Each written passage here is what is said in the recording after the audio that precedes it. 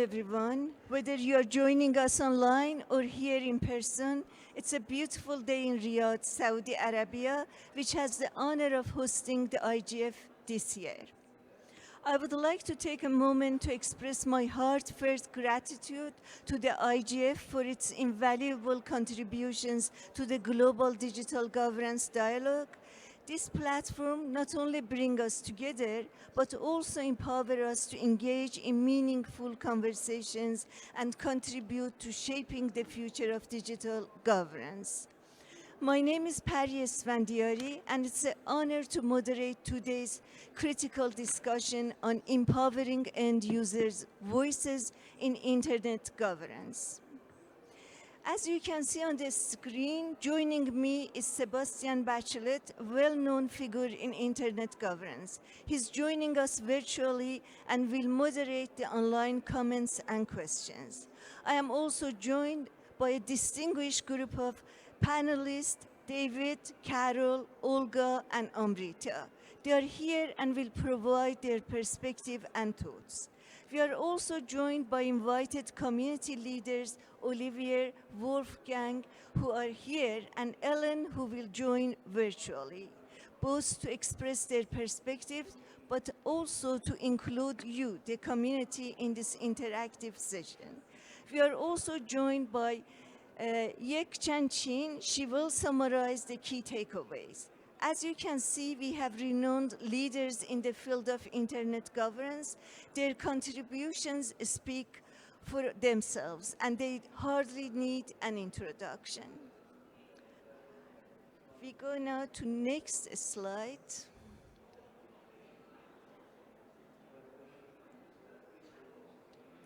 Before we dive in, let me briefly outline our agenda for the next 90 minutes. First, I will set the stage and introduce today's topic.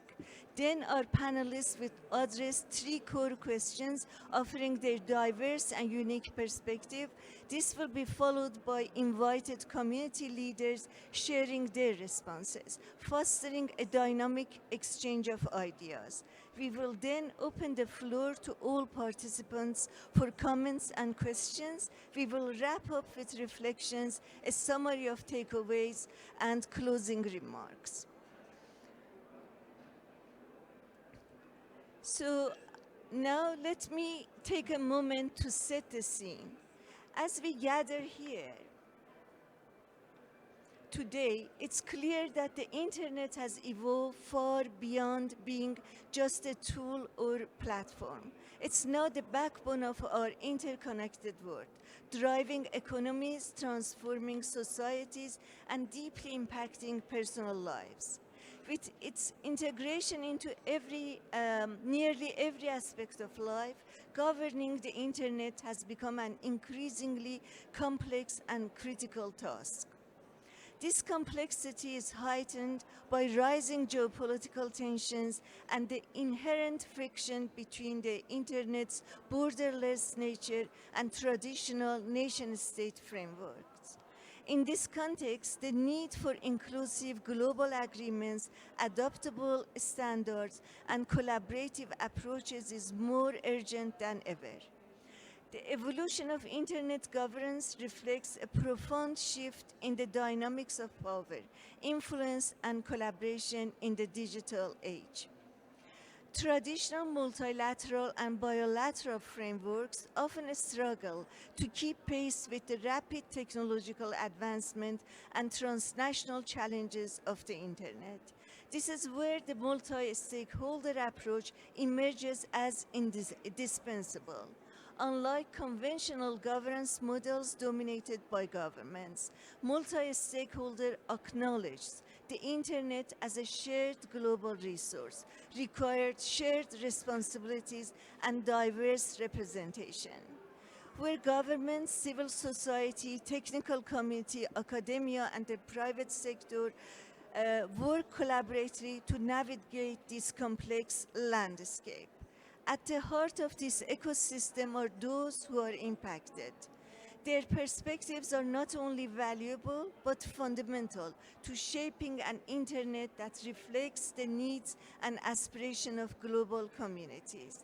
They bring critical first-hand insights into navigating the digital landscape, from addressing privacy concerns and ensuring accessibility to building trust and fostering innovation. Policies shaped by these lived experiences are more likely to be effective, trusted, and widely adopted. Conversely, excluding them risks governance being dominated by narrow interests, perpetuating inequalities, and missing opportunities for meaningful progress. Yet, despite its necessity as well as its amazing achievements, the multi-stakeholder approach faces serious challenges, as highlighted during Net Mundial Plus 10 earlier this year. These challenges include issues of representation, inclusivity, meaningful participation, inefficiency, and a perceived inability to deliver actionable results. These concerns underscore the need for reform, innovation, and a renewed commitment to making multi-stakeholder work not just in principle but in practice.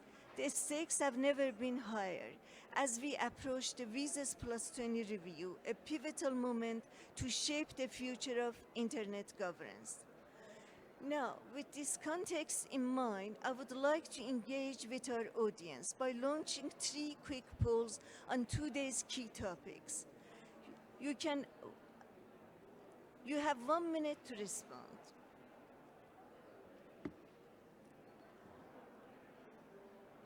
Okay, this is poll number 1.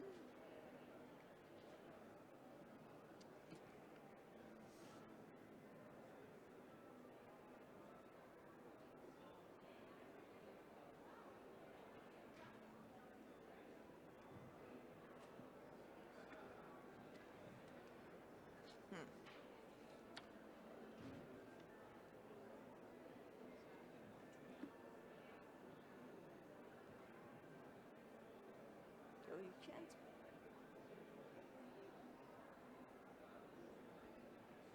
I think there is a problem with the poll. I cannot make a choice. You can? Okay, Maybe it's the organizer, you can't.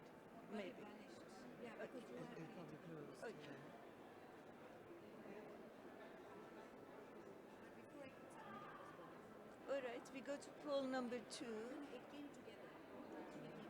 All right. So could we see the results? Try clicking here.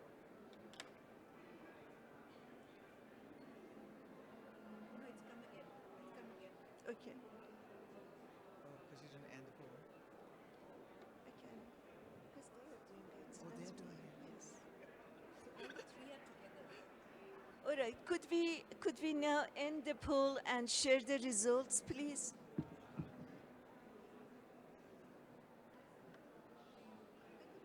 Okay, there you go.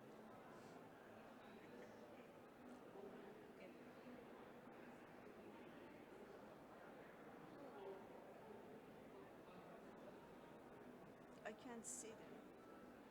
No, so they are giving individual results. Okay. Showing me my result. Oh, okay. Okay, poll number 3, it seems have 8%. I only see poll number 3. Okay. Number 2 is having Yeah. 1%. It can't be correct. And number 3 having 1%. I don't know. I'm not sure if Can this you is. stop sharing and then go back and see what happens? Yeah, we have 8%, 1 and 1, and I think we now stop the polls and we continue.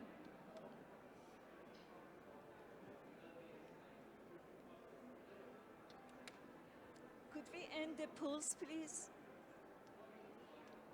Can you see? I think they're talking to you down here. Yeah, we have 8%, 1%, and 1%. So could we please end the polls because I cannot now change the slides.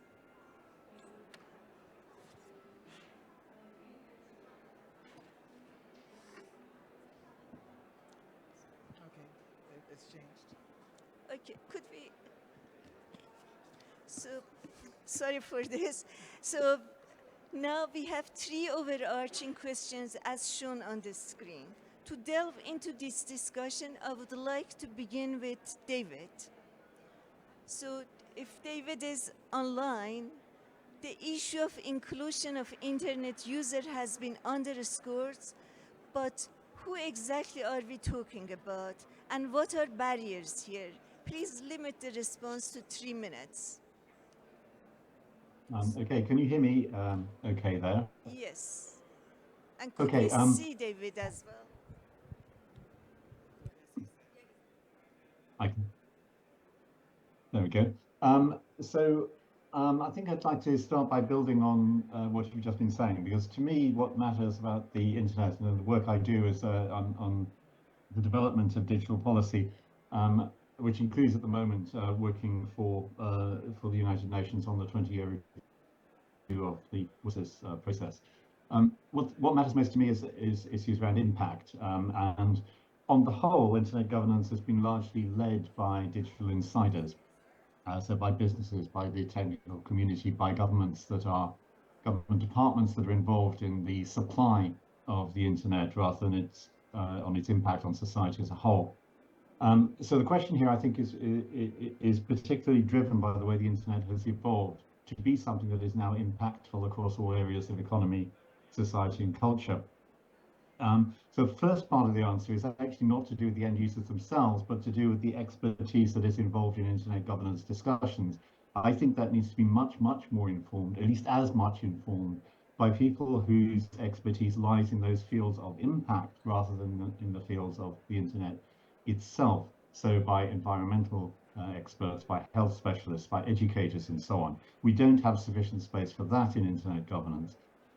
In terms of end users, they're of course very diverse, and they're the demand side rather than the supply side of the internet. So not just individuals, but also organizations, small businesses, trades unions, sports clubs, religious organizations, whatever. Not just organizations, but also individuals who are also very diverse from where they come in age, gender, education, in their requirements of the internet. Not just intensive users, but also occasional users. Not just those who want to take part in internet governance, we also need to understand the perspectives of those who don't want to take part in the process. And not only users, because non-users are also severely affected these days by the impact of the internet on their lives and their societies. So there are ways to get a wider range of views like this, and just maybe I'll come back to these later, but I would particularly look at ways that do not just attract vested interests or insiders to the process. So a couple of things that might be considered here are the kind of household surveys or opinion polls that have been used a lot by Research ICT Africa, by Ofcom, in the regulator in Britain, and citizens' assemblies, which have been successful ways of bringing in the very wide diversity of views on controversial issues in some societies, notably in Ireland, as ways of ensuring that discussion is informed by everyone and not just by those who want to take part.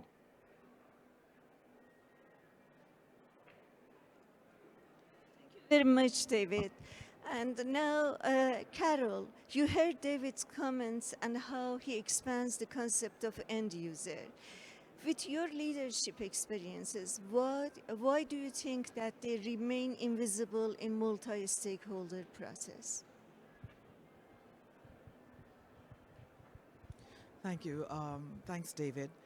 End users are part of or trying to be part of the digital society. So that means that they want to get involved using technology for social reasons. That means education, health, employment, or even if you look at governments or civil servants, they have to provide services online.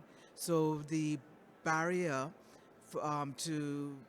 for the multi-stakeholder, for the end user, is that we don't tend to determine that we may have missed an end user within a group of persons. We tend to group them a lot. So you find that the barriers that you find offline are the same type of barriers that you would find online. So you might have an end user that's missed because of their economic standing, or they don't have the capacity, they may have some kind of disability, or and therefore they're not aware of the that they could be part of the multi-stakeholder. Um, they also say they think that there's some representative out there and they're doing the work. It's not me.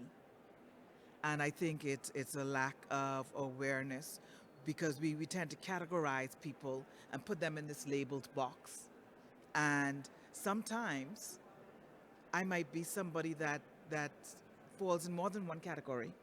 So therefore, I'm not in a box anywhere. I'm totally left out. So I think we need to stop looking at people as being one-dimensional and um, review how we label boxes and how we label people. Thank you very much, Carol. And with that, Olga, in your view, to what extent do the barriers lie in inclusion and how much are they rooted in a lack of participation? Thank you. Can you hear me? Thank you very much. First, thank you very much for inviting me. I'm very honored to be with all these very important people here in this room. I would like to build upon what Carol said, and I totally agree with you. Whether you work in a big company or a government or in a civil society organization, you're always an end user. You have your own life, you learn, you communicate with your with your students or with your friends or with your family through the internet. So at the moment, we are always end users. So I always find somehow weird this division. For example, in ICANN, you have the end users in one place, and then you have that label thing that you mentioned. I think it's a very interesting way of describing it and put it into words. Barriers, the ones that we always come very easily to our mind, lack of resources to participate, which we all know that it's a problem, especially for developing economies, people living far away from where the meetings are happening. This is the beauty of rotation of the meetings, because you always have the possibility of having something closer to your home or at your own town. And then it's the language barrier.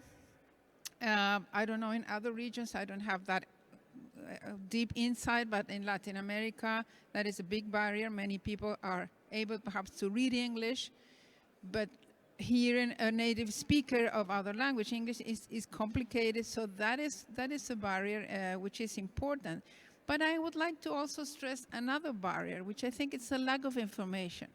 Sometimes people or don't know where to go. There are diversity of spaces of participation. They don't know how to direct their interests, which meeting they should be focused on. There are several, and sometimes they don't know how. There are sources of funding, for example. They don't know. So I talk with my students about the fellowship of ICANN or some other fellowships from ISOC to participate in IGF, in ICANN, and they have no idea. So it's communication, it's information, and also it's capacity building about this, how to participate and how to participate in a meaningful way in all these different spaces where we can make our voices heard. So it's not only money, it's not only resources, but it's also information, communication, and a good networking to spread this news. Thank you very much. And with that, we go to Armita. Armita, from a grassroots and civil society viewpoint, what are your thoughts on this?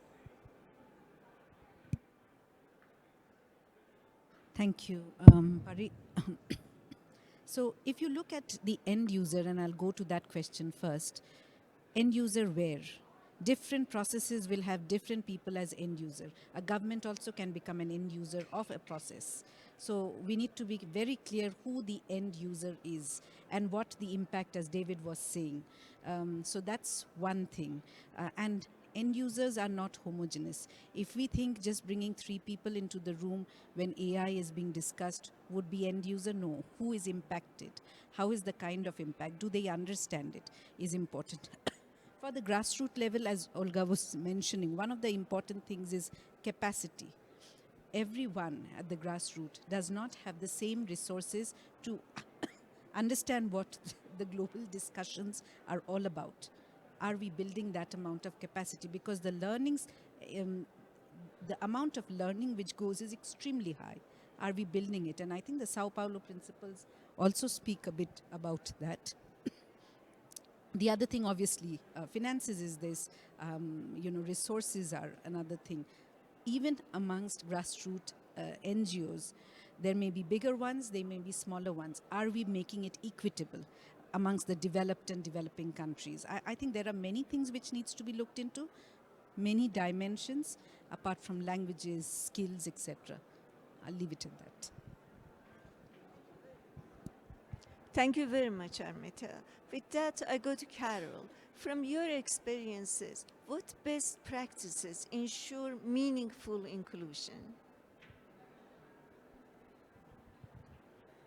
A very good question. We tend to talk about inclusion all the time, but I don't think we break it down to say who's not being included.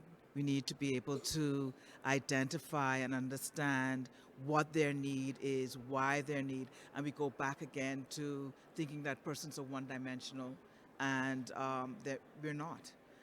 So therefore, we need to look at a stakeholder management model, and there's so many models that we can apply where we would look at or something like a stakeholder mapping where let's say we look at the interest level and the abilities of the person and we create a strategy based on that because just creating one strategy, it doesn't fit everybody.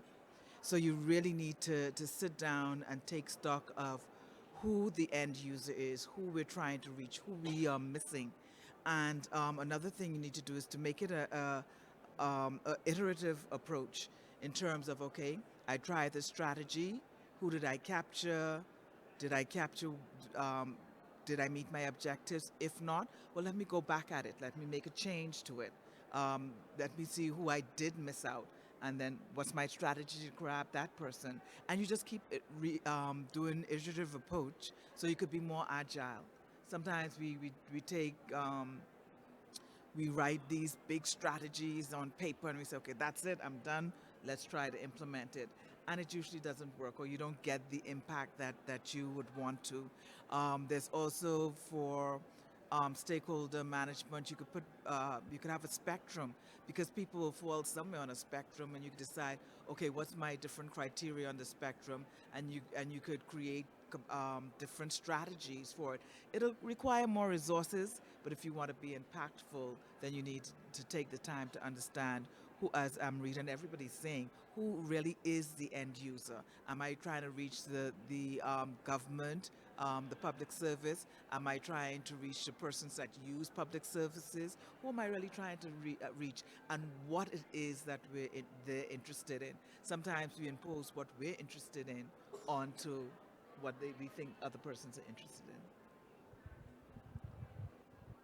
Thank you very much. And with that, I go to Amrita. Amrita, you heard Carol. So from your point of view, how could we, grassroots approaches, better support inclusion? I think there has to be a bit of, for inclusion at the grassroots level, as in not from the grassroots.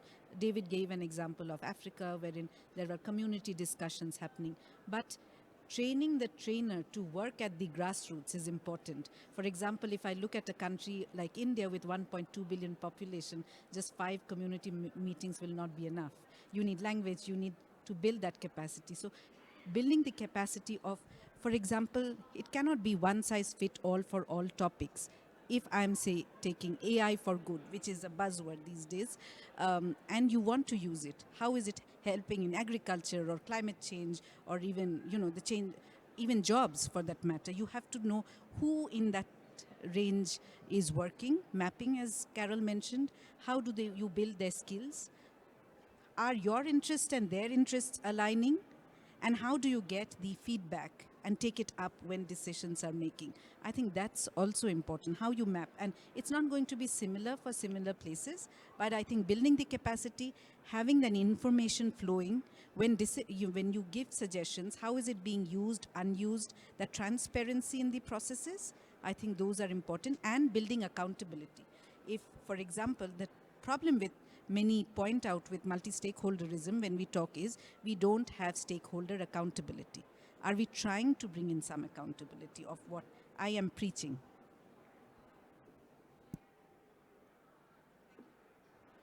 Thank you very much, Amrita. With that, I go to Olga.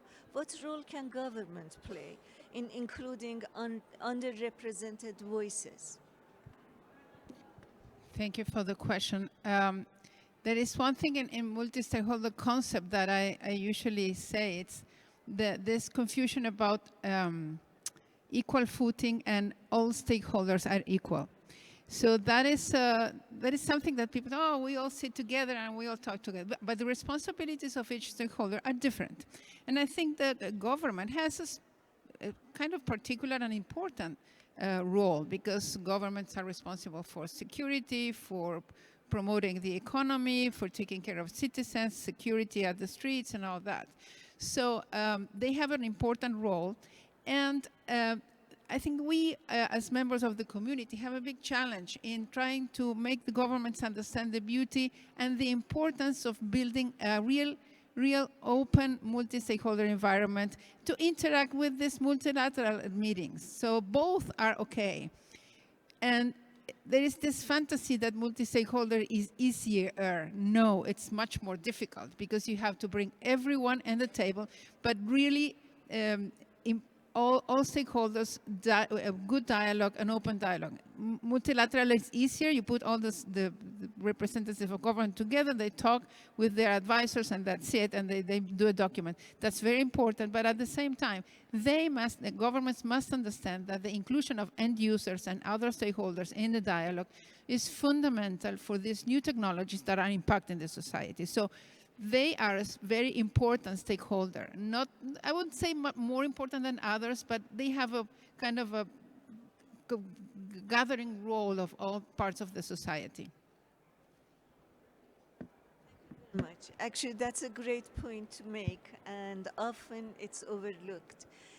With that, I go to David. What strategies can help make multi-stakeholder process more inclusive for underrepresented groups? Okay, so I think the starting point here,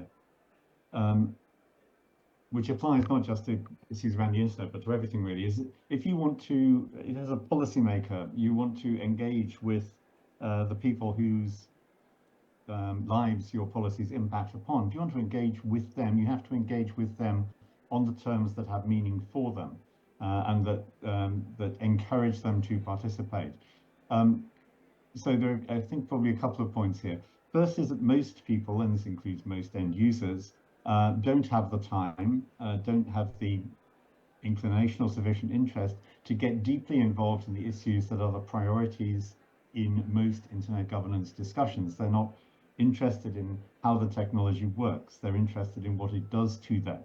And so the internet governance institutions, if they want to reach out to those whose lives are impacted, have to do so by starting from the point of view of what is important to them, what impacts matter to them, how are their daily lives affected, and then reach back from that to what the internet governance technology questions are, how they should respond to those. The internet is not the end in itself, in other words, it's means to an end. We need to be multi-sectoral in thinking about it. The suggestions that I made earlier, I think, are trying to do that sort of reaching beyond. The point of household surveys or of opinion surveys is to try and get to those people who would not naturally participate. Citizens' assemblies, which I also mentioned, are a particularly effective way, I think, of doing that on complex issues over a period of time. What you do with those is you have a randomized selection made also representative of the population as a whole, of maybe 100, 200 people who over a period of time with expert input discuss an issue that is complex and difficult and challenging and seek to reach consensus about it, which is a consensus of the opinion of society.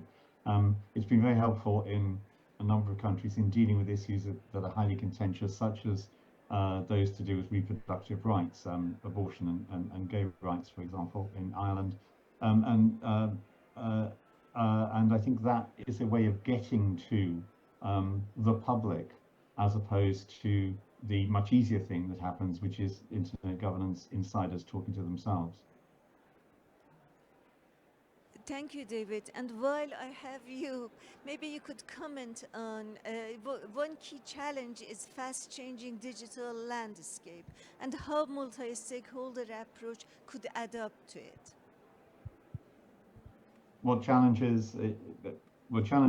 The biggest challenge in the digital landscape at the moment is to do with frontier technologies, artificial intelligence, as we use that term, and other things too, where the pace of technological change is too fast for our institutional frameworks to deal with their governance, their regulation, their governance, to deal with the uncertainties and risks that are associated with them. That makes it particularly important to understand the purposes of technological change as being about the common good, and so understanding what the kind of long-term goals we might have for society as a whole, rather than seeing it as being about what is for the good of technology itself. Thank you, David. With that, I go to Carol. How can multi-stakeholder discussions stay flexible and responsive to digital changes? So if you're talking about global agreements, I think there's usually an argument between multilateral and multi-stakeholder.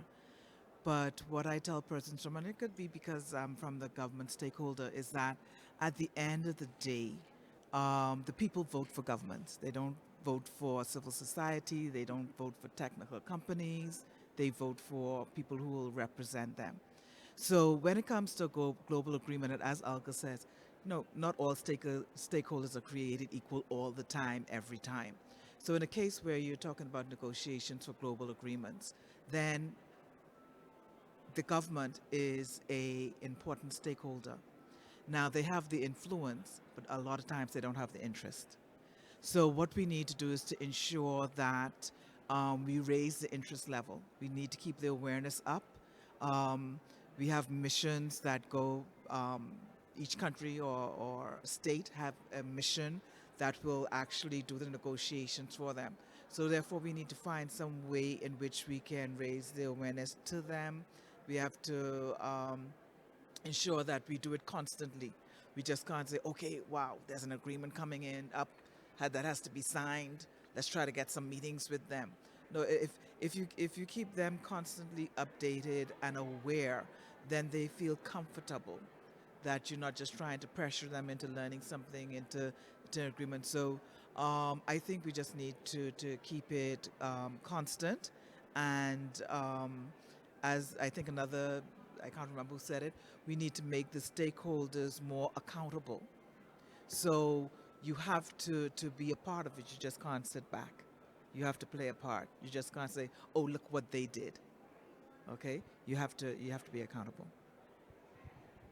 Thank you very much. And with that, I go to Olga. How can governments ensure global agreements remain relevant amid rapid technological changes?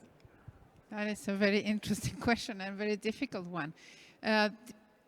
Also, governments are not equal among themselves. So it's not the same a government of a small developing country than a global leader in the world. So it's for developing economies, it's a challenge because developing countries, I live in one, so the urgencies are other. So there are many things that are economy is a pressing thing, strikes or inflation and other things that have to be solved in the short term and are very, very impacting the society. So when you go to them and say, hey, we need to talk about something about artificial intelligence. Oh, Olga, what you're talking about?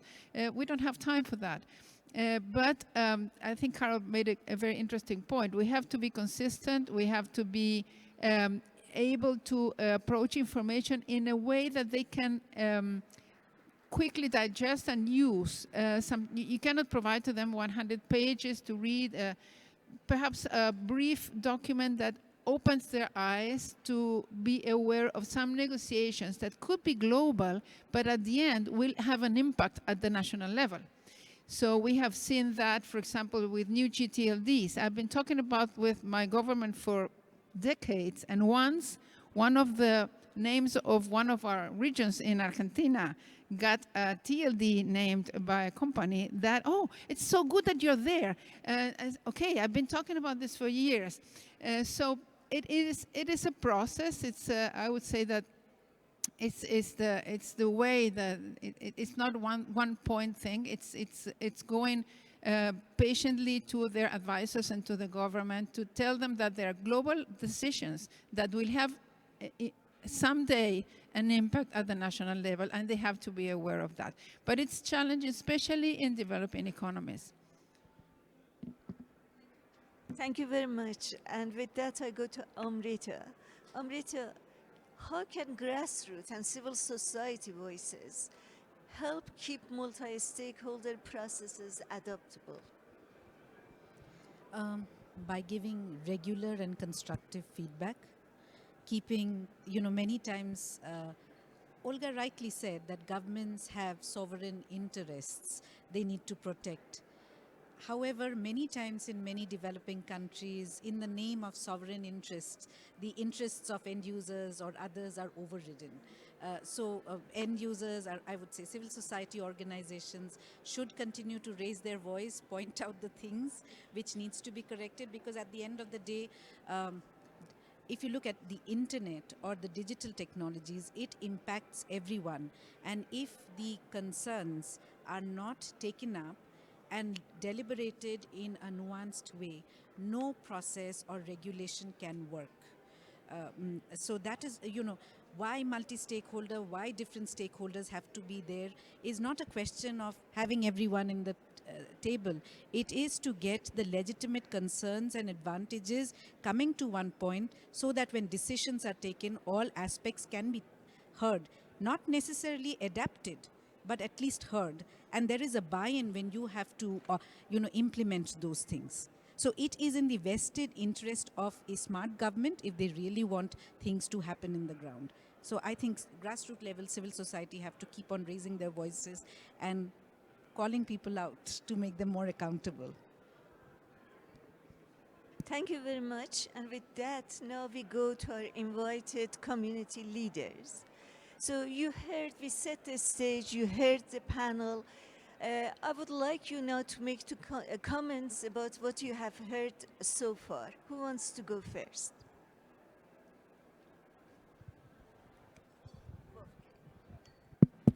Yeah, thank you. Thank you very much. It's an inspiring discussion, and this remembers me on debates we had nearly 30 years ago in the 90s, when all this was new and people came up with ideas for a cyber democracy.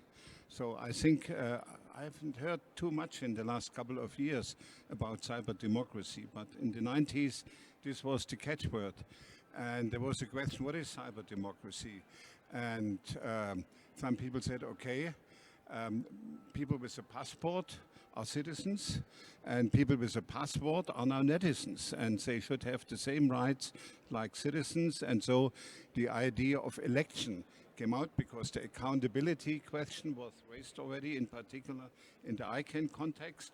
And we had this very interesting experiment in the year 2000 to bring all, to give all internet users, end users, a right to participate in global election. At this time it was for 5 directors of the ICANN board. So this was an incredible experience, and the conclusion from this election was that people who were first excited about this global election and global cyber democracy became a little bit out with, they lost their illusions in the process and were more skeptical.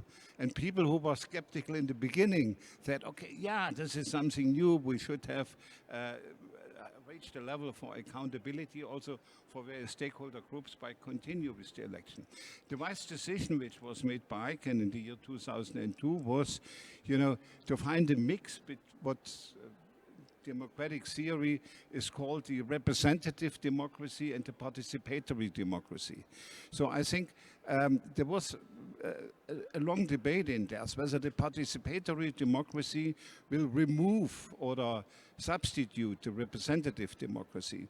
And the outcome was, no, this is an addition, brings additional value to the process. So that means participatory elements are important in particular when the representative democracy has reached a certain limit. And insofar, the user participation is an important element, to bring more sustainability to decision, to bring more voices, more perspective to the policy development process. And then it depends from the issue, because we always decided between policy development and decision making. I think for decision making, you have to have a certain authority. But I think before a decision is made, the policy development process is even more important.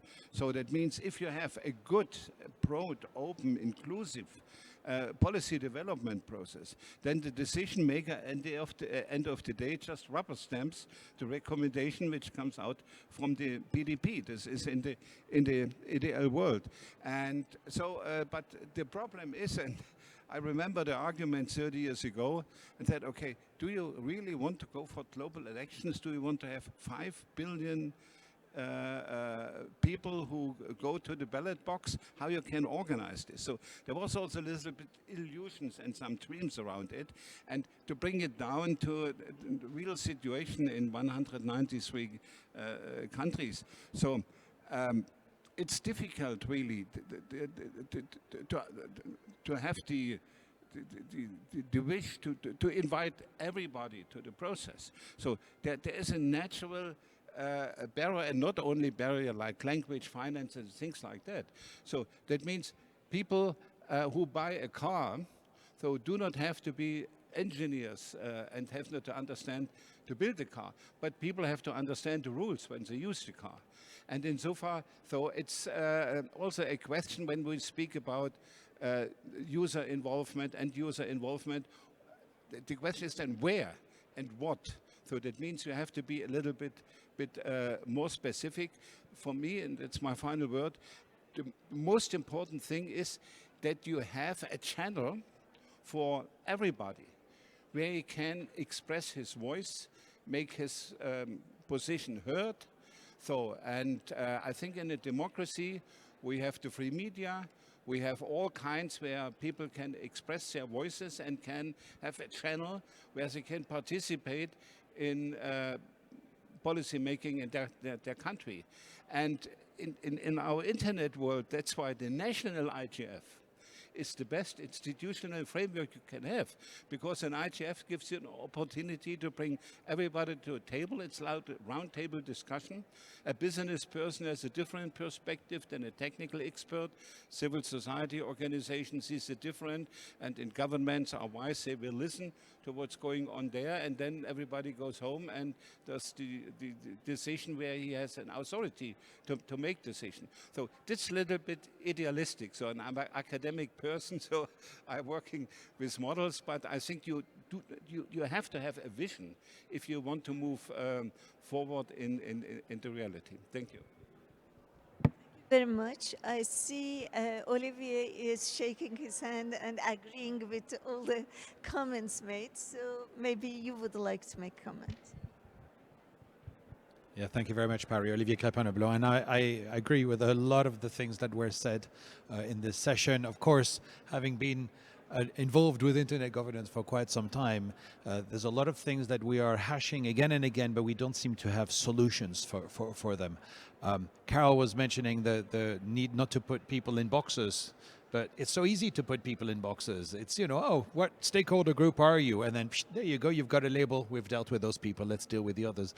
That's one of the things that we've been used to do. Olga mentions that, you know, there's big governments, small governments. You can't just put all governments under the same banner.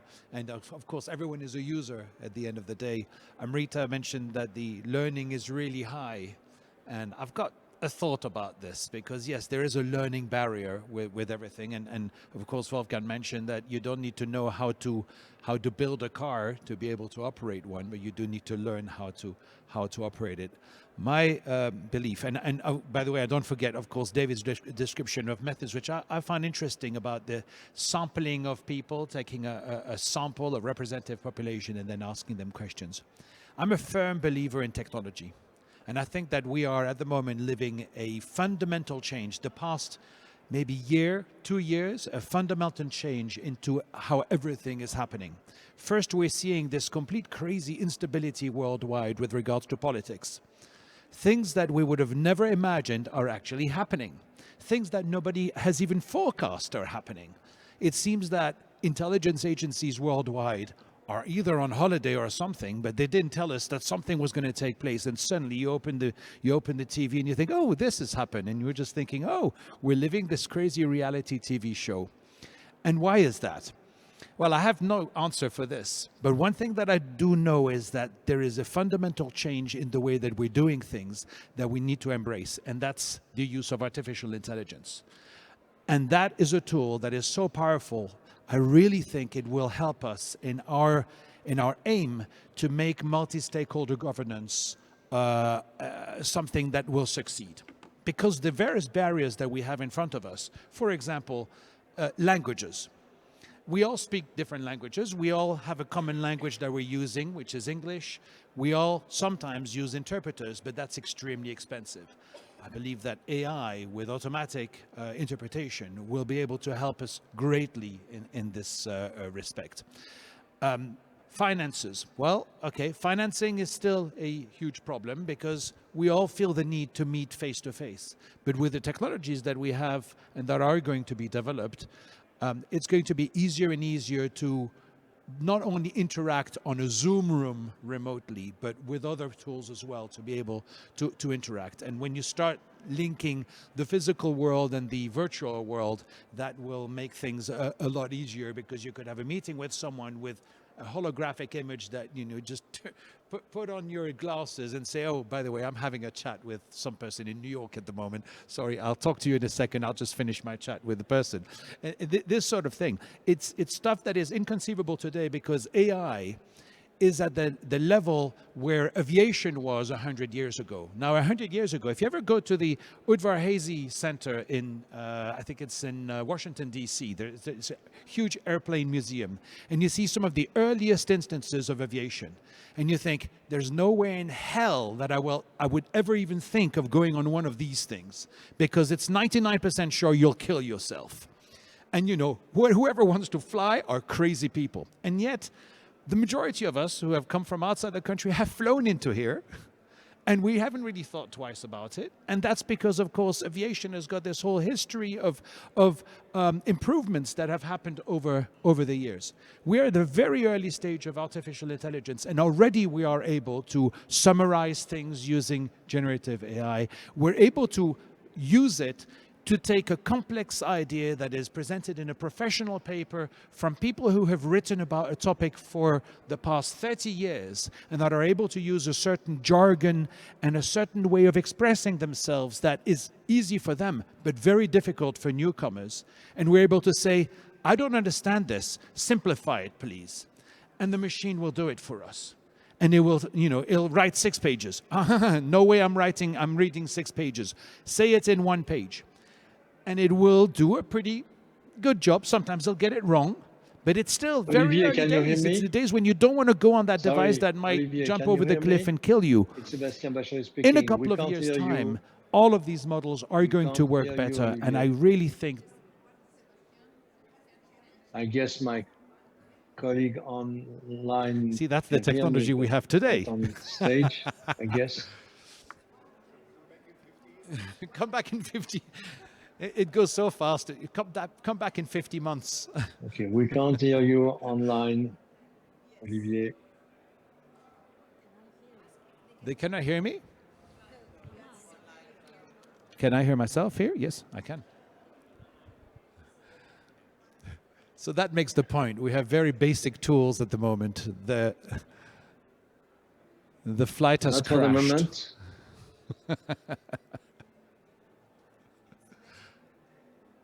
Not at the moment. Sebastien, are you able to hear? No. It seems technology has failed us. How ironic.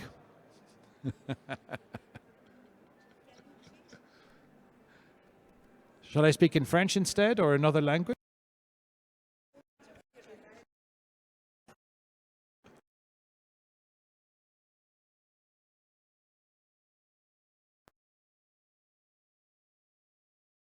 And summarize.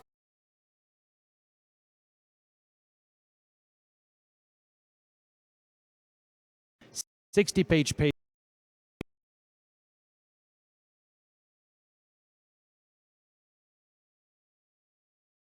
Want to be able to use.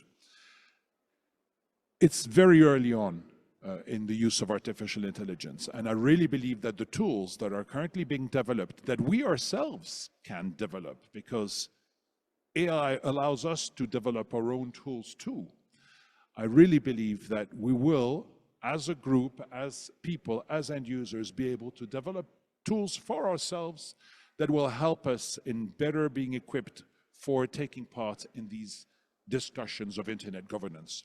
Whether it's explanations on things that we don't understand when somebody else talks about it, whether it's ways for us to express ourselves, because there are some difficulties sometimes when you enter a place and you have to convey a story, convey a point, but you don't quite know what language to use for that. And at the same time also being able to do exactly what I don't do, which is to make very short interventions and let other people speak as well. AI will help me in that, and I'll develop a tool for this for my own means, and I'm sure you will all be able to develop your own tools that will help you and the people around you in taking part in these issues and these discussions. Thank you very much, Olivier, and my apology for the technical glitch we had so far. So with that, I go to Ellen. Ellen, could you please make your intervention on the conversation that has taken so far? Yes, thank you very much. I hope you can hear me. Apologies for my voice. I've been ill, so it's not that strong. I hope it's okay.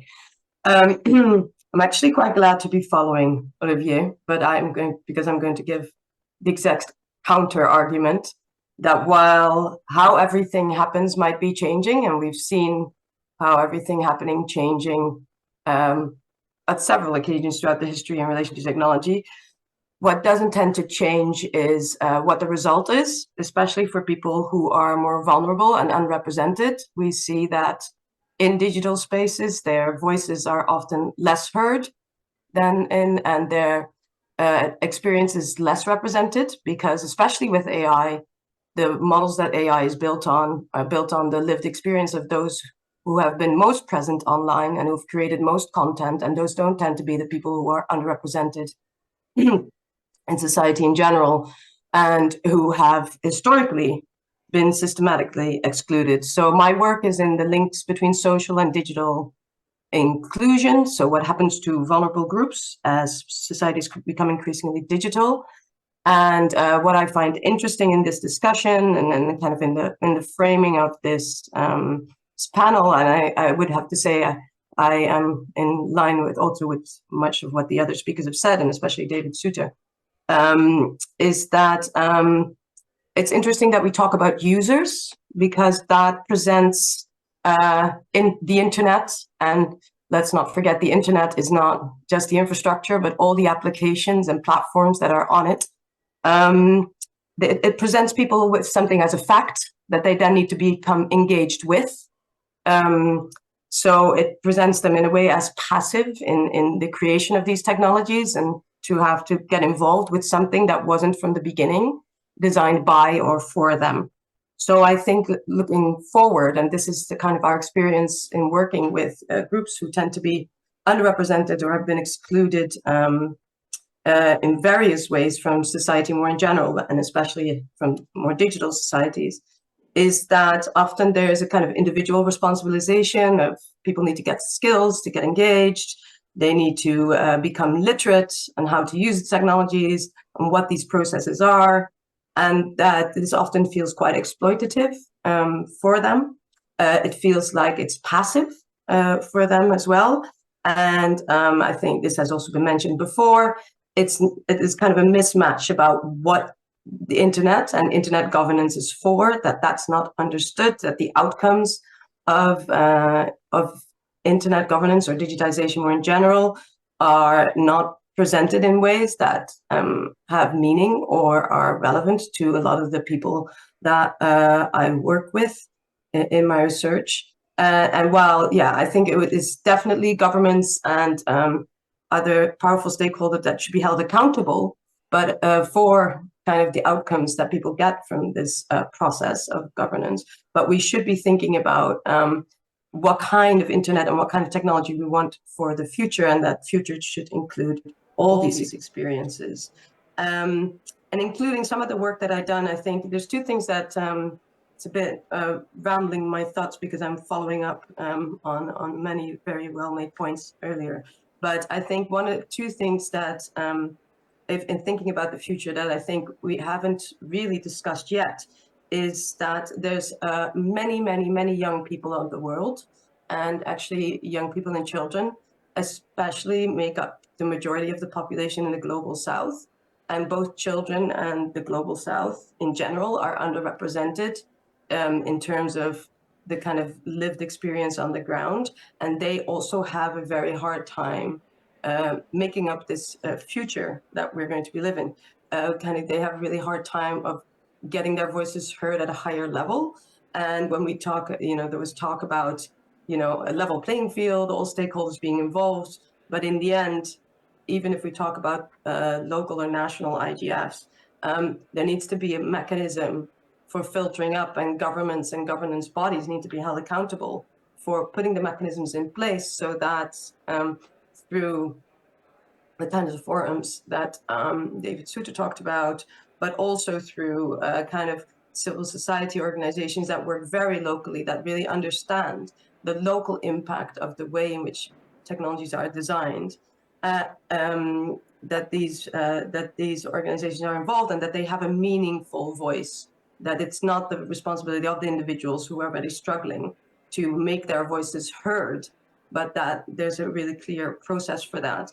I think also, and that's the other point that I wanted to make, something that we haven't mentioned, but that's obviously the big elephant in the room, that internet governance cannot be talked about without talking about the huge power inequalities in terms of who is shaping the internet, its infrastructure, its content, its platforms, whose data gets used and collected. We have not talked about the enormous sums of money and funding that come from the tech industry itself. We haven't mentioned them necessarily as a stakeholder. They're also not here on the table, but in the end, many governments around the world are truly beholden to what big tech companies from specific parts of the world, very specific parts of the world, will allow them to do in a way, or help them to do by providing content platforms and infrastructure.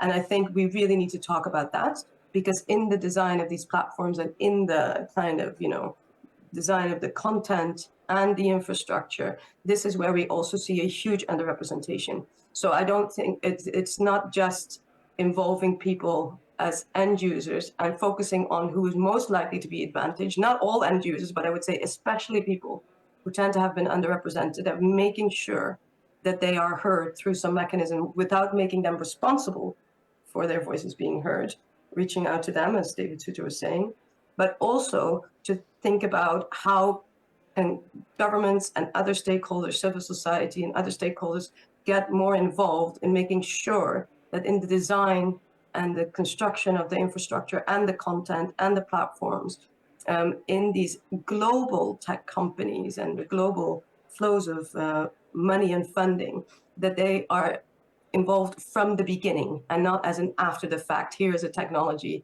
how should we govern it, but really thinking ahead.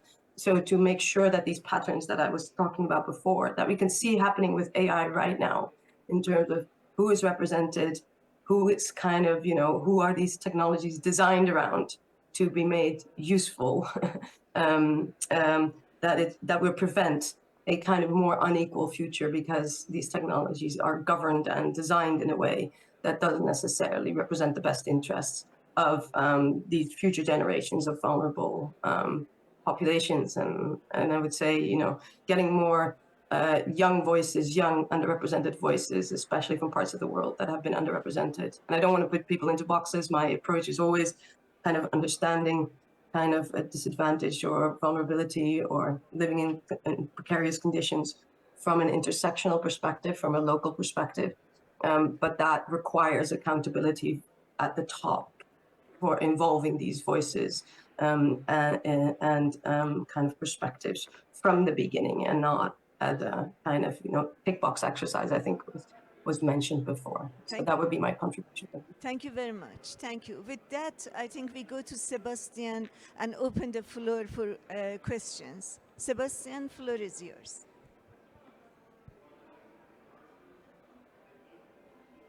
Sebastian? Thank you very much, Barry.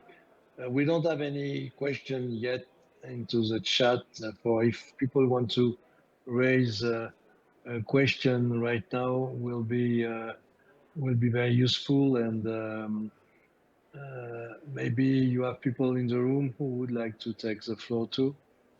Well, maybe why don't we start with you? Maybe you could make your own comments. Yes. Okay, I can do that.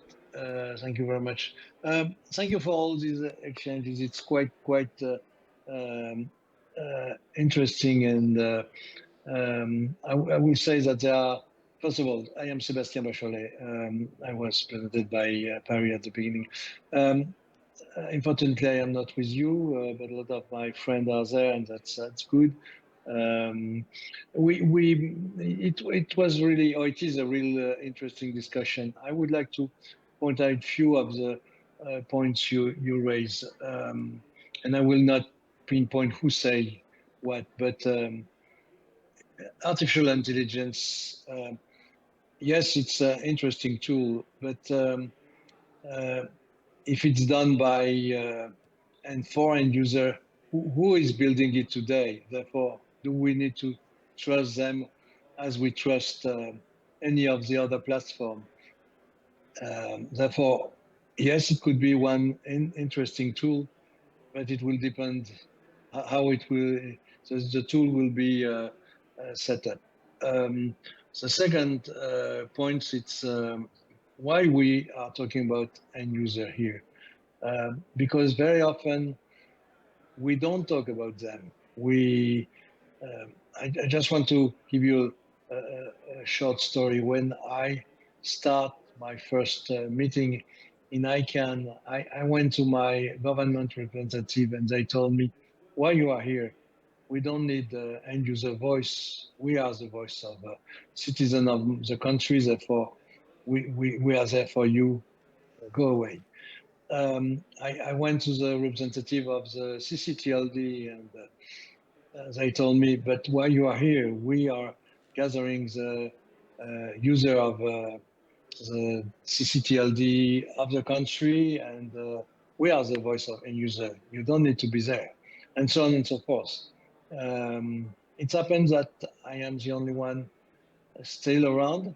Okay, too long, but I'm the only one still around, and they left. Therefore, they left literally. There is no representative from my government anymore in ICANN, and therefore it's important that we keep the voice of all the stakeholder if we want to have multi-stakeholder reality. But don't forget that end user, it's not just gathering the billions of people around the world directly. We can't do that. Democracy, it's not working like that. Therefore, it's important that we have also place where we gather people. Civil society or end user organization are really, really very, very important. And don't forget that end users are also organized more better in some part of the world, but they are organized in a lot of places in the world. And therefore you can't say, oh, civil society, it's everybody, but they don't have any organization. Yes, civil society get trouble for financing participation, but we have organization. And my last point, it's a question of equal stakeholder. I really feel that equal stakeholder, it's really, really important. No, at the end of the day, it's not just a government we need to decide. And the Sao Paulo Declaration is quite interesting with that because it shows how we want to work between the two models. But we don't want to work and saying, oh, multi-stakeholder will discuss and the multilateral will decide.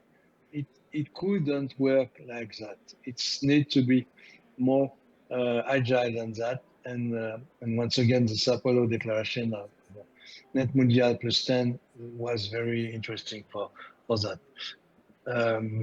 Once again, thank you very much for your exchanges. I am sure that there are a lot to say, and maybe some of the topic we are raising here during this discussion need to be taken into account in next session in next IGF at the national IGF, regional IGF or global IGF. And my last point, yes, we can't discuss everything here, but a lot of things are discussed in other rooms within the IGF today and during this 5 days. And we need to take all that into account in our thinking. Barry, back to you. Thank you very much.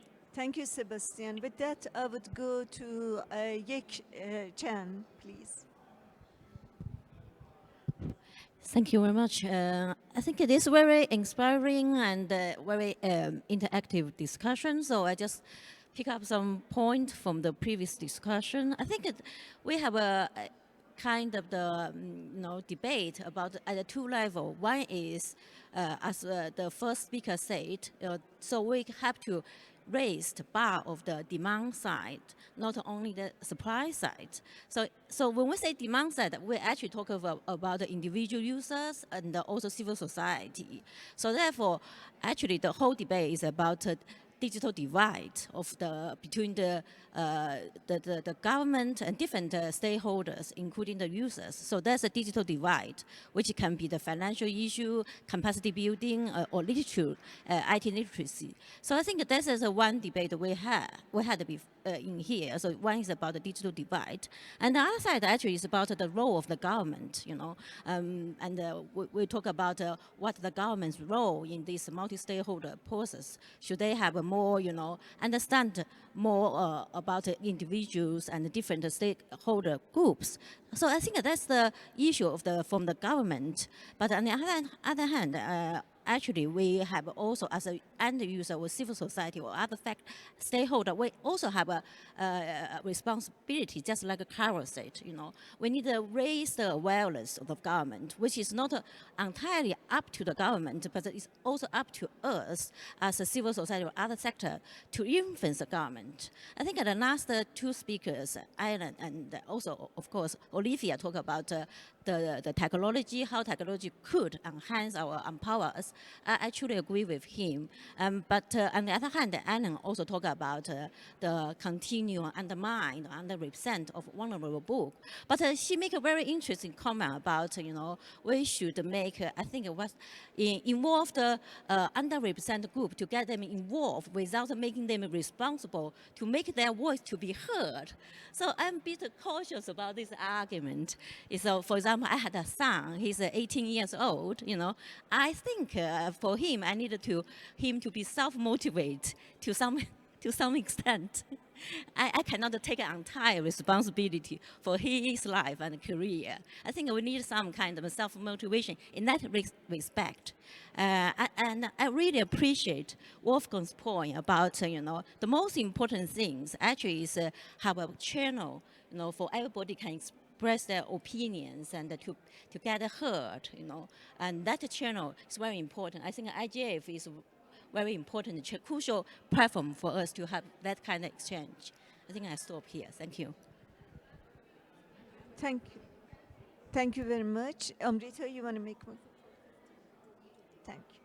Thank you. So on that point, I think we're arriving to the reflection. So each of you have 1 minute to reflect on what has been said.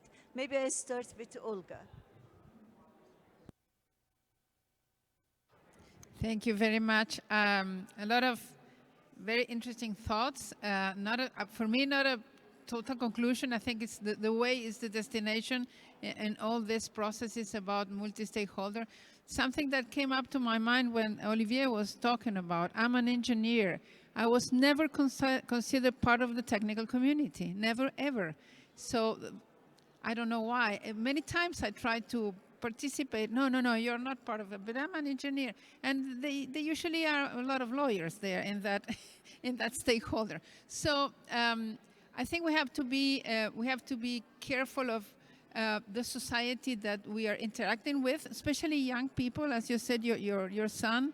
And young people have a totally different way of using information and media. They don't see television. They don't use, my son and my daughter just don't have television at home. Just everything is through the internet and through YouTube channels, different channels that inform them. So we have to understand how new generations will use the information to, so they can build upon these processes that we are building upon. So we have to stay aware of what is happening with artificial intelligence and young people. And thank you for inviting me. Thank you very much. We have reached a certain progress in the last 25 years, because 25 years ago, it was a question mark whether civil society and end user are seen as a stakeholder. So in the middle of the 90s, it was a question mark. Today, I think, and that's the good news, civil society end users are recognized as an independent stakeholder group within the multi-stakeholder approach.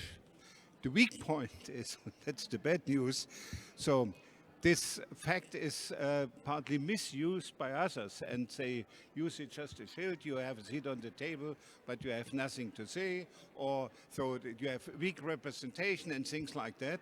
So that means what we are missing are procedures how multi-stakeholder collaboration works in practice, both in negotiations, also in intergovernmental negotiations, how far non-state actors are involved in these negotiations, but also in multi-stakeholder bodies. So the procedures for interaction are not well defined or are not existent.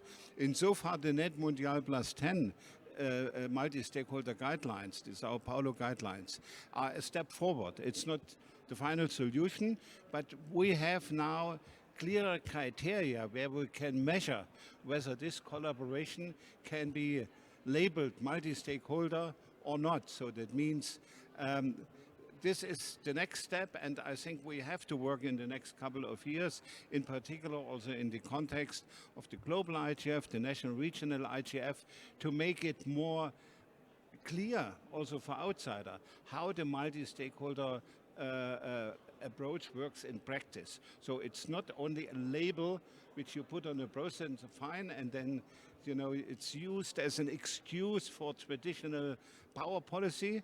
So no, so it has to be different. But we have not yet a full, clear understanding what the multi-stakeholder approach means in practice. Thank you.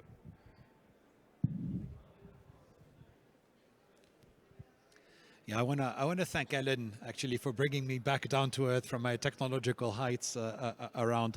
But I was thinking about not recent actually, a trip to India a few years ago. India has made incredible advances in technology and in spreading the use of mobile phones to a very large segment of its population.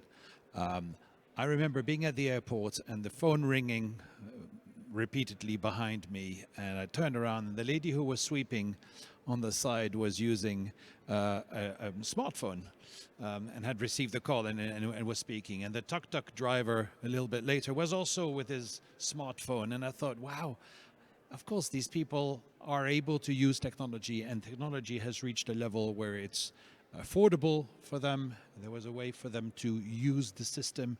And I'm really hoping that the technologies that we have now today around AI are technologies that will be affordable and easy for people to use.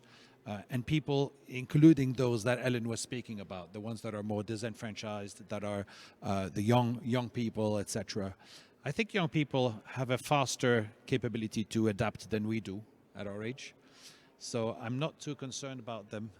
You just have to give them the chance. And giving a chance to those people that are currently not listened to and that are young and deprived communities and so on is not a burden for us, but should be something of an asset because they're the ones that will also help with the change. Thank you. Thank you very much. With that, I go to Ellen. Ellen, would you like to have your final reflection? 1 minute. Yes. Thank you, Olivier, for following up on that. I can't agree more. My final reflection actually is to position also the governance within a wider discourse that is going on in society at the moment, where we see that there's a kind of a disempowering discourse, where there's a lot of I mean, what in academia we would call panics around technologies, where people feel that it's running ahead of them. And I think one of the important things of the kind of governance forum and other similar multi-stakeholder approaches is to try and counter this and give people the feeling again, and especially the groups that I work with, that there is still change to be made, that they can be involved, that they are not powerless in the face of kind of the technological developments that are going on, and the documentaries that are out there about the terrible impacts that technology is having on our lives and things like that. I think that is a really important step, without falling into undue technological optimism about creating a very rosy future. But it is important that we give back this feeling of kind of empowerment, influence over the future of technologies. And I don't have the best way of doing that, but I think that should be a priority to make the internet ours, as in the world's and the end users again, rather than in the realms of kind of dystopias or utopias that are governed by people who are very much not like most of the citizens of the world. Very much. And with that, we go to David. David, would you like to have your final reflection? 1 minute, please. Yes, okay. Let me come back to, we tend to talk about multi-stakeholderism, don't we? So I think we have too simple a model of multi-stakeholderism, and we don't sufficiently critique it.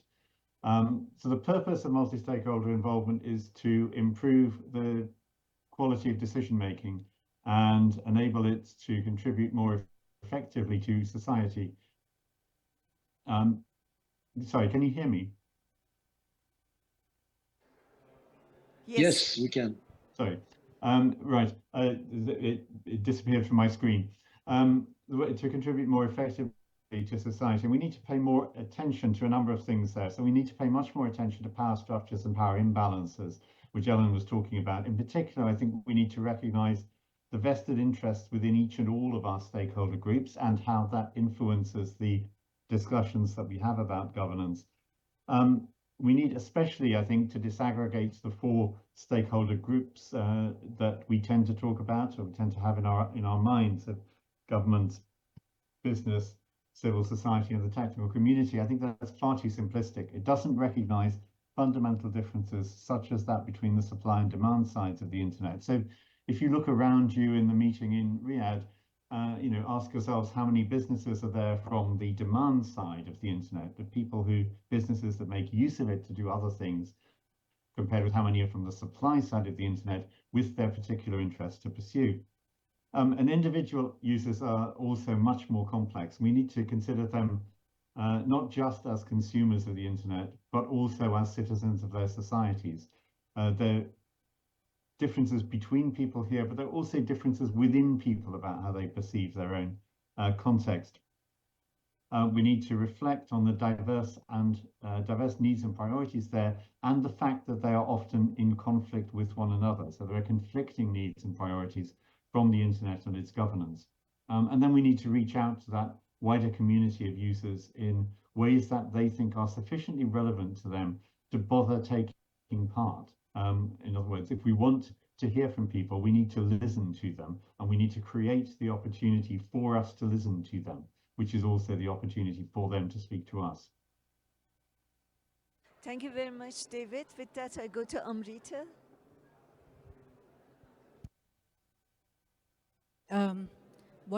As reflections, I do agree with what Wolfgang mentioned, that we have a stake in the table now, but it should not be tokenism. We need to strengthen it so that at least it is heard with legitimacy, and that's where we need to work. And I also agree with Olga. If you want the next generation to get involved in these issues, you have to work and act with them the way they look at it. And and another example I would give is when it hits the end user interests, end users rise. In India, we had the free basics which came in.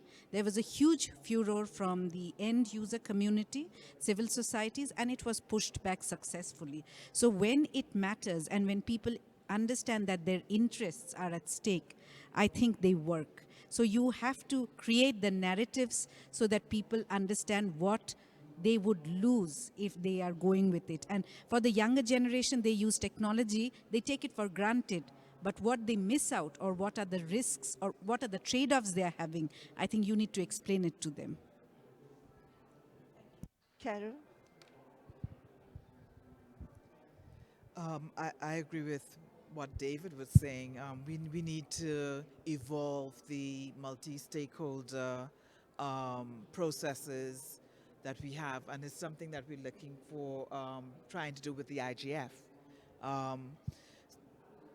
Collaboration needs to be more effective. We need to be more result-oriented. Now, not a result for one particular stakeholder, but we need to come to some agreed set of objectives and then aim to meet those objectives. Each stakeholder has a different objective, but if we could come to an agreement, then it's good. You know, one of the persons from the media, they came to me and says, "Oh, I'm so glad that the IGF finally recognized the media as a stakeholder." And it came out from one of the meetings that we had. And when you look at it, you know, where does media fit? Are they private sector? Are they civil society? But they have a different angle, and they have a different perspective. They have a different interest, and they have influence. So we do need to look at how we categorize stakeholders. So we need to be more flexible. We need to evolve the model, and to not only look at the issue, but look at the interest and the influence that persons, even end users, have. Thank you very much. I think we had a very insightful conversation here. And as we conclude, I want to emphasize the critical role of the multi-stakeholder approach in navigating the complexities of a rapidly evolving digital landscape and the importance of end users' participation in shaping our common digital future. The upcoming Visas Plus 20 review is a pivotal opportunity to reaffirm this approach, ensuring that end users' perspectives remain at the heart of the internet governance decisions. With that, thank you all for your time and comments to this shared mission. Thank you to our panelists, invited community leaders, and participants, both online and in person, for your engagement and thoughtful contributions. Together, let's continue to advance for an internet that reflects the needs and aspiration of all. Again, thank you to support group, thank you to technical community, and thank you to IGF. And with that, we end this meeting. Thank you all.